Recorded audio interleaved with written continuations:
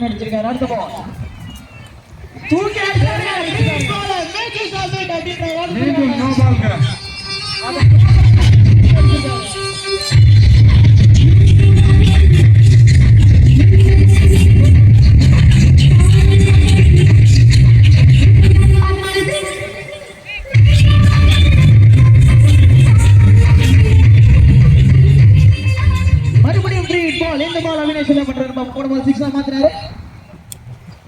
மறுபடியும் அடிக்கிறதுக்கான முயற்சி. பட் ஒரு ரன் தான் கிடைக்கும்.